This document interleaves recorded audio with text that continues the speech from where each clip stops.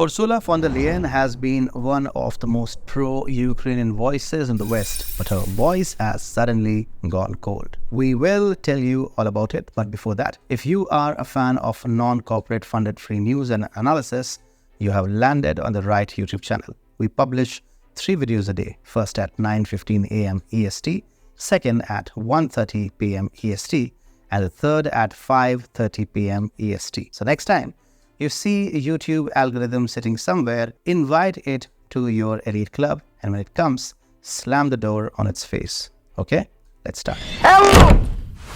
Ursula von der Leyen, the president of the European Commission, has put the brakes on the expected fast pace of Ukraine's bid to join the European Union. She indicated that the EU is unlikely to wrap up the negotiation framework needed for Ukraine's accession before the European elections slated for early June. This development is quite a departure from what many had anticipated. Up until recently, there was a widespread assumption that the Commission would soon release a crucial document. This document was supposed to outline specific guidelines, milestones, and fundamental principles, setting the stage for Kyiv and Brussels to kick off formal accession talks once all 27 EU member states gave their nod of approval. The narrative that delaying Ukraine's EU membership could unintentionally bolster Putin's Russia seems to have faded into the background. Recall that during December's European Council summit, a major bone of contention was whether the EU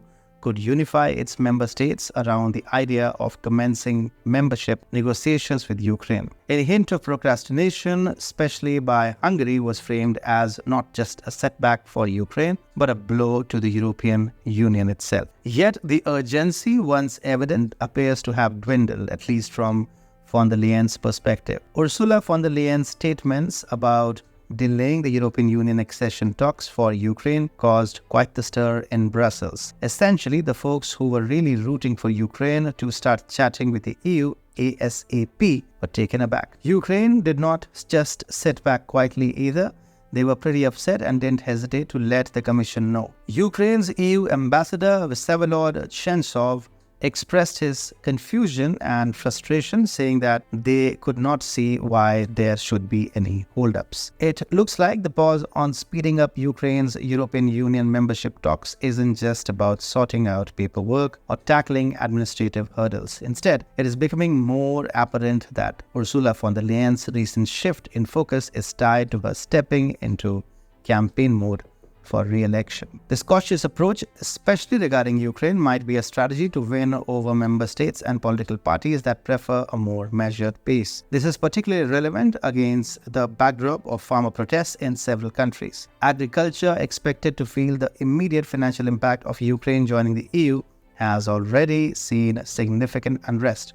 For example, Polish farmers made headlines by blocking all border crossings with Ukraine, protesting against the influx of cheap imports. A recent study from the Estonian think tank, the International Center for Defense and Security, ICDS, sheds light on the financial implications of Ukraine's potential EU membership.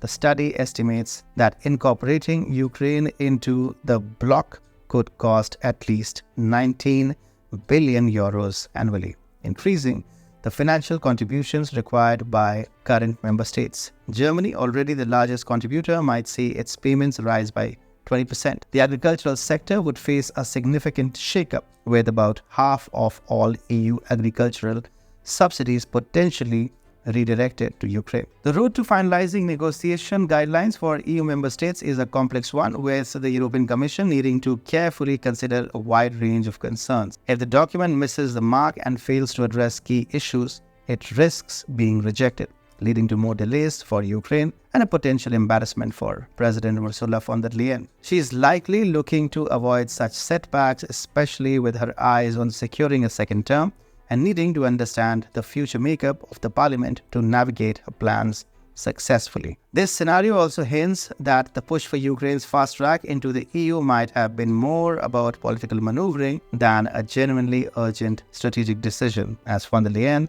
previously emphasized. Viktor Orban's caution about rushing the process, initially dismissed by many, now appears more justified. Viktor Orban is one hell of a character. His mega here and maga there rhetoric seems to have hit the spot. You could watch this video to see Orban in his fortune-telling avatar.